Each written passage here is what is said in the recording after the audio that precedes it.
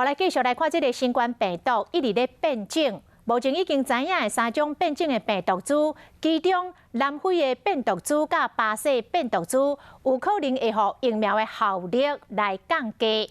国外做疫苗大厂已经开始来改变这个配方，咱台湾国产的疫苗嘛积极咧测试。虽然讲初步的测试有好消息，但是专家认为并无乐观。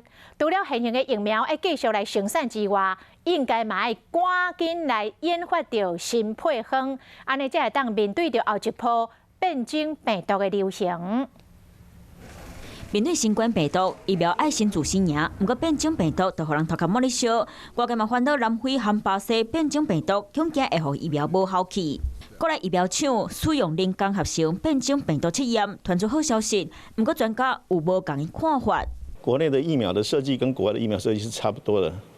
那如果国外的疫苗已经告诉你是失效的话，我们也不太期待国内疫苗会比国外疫苗好很多了。所以大概国内疫苗对于南非猪的效果也不会太好了。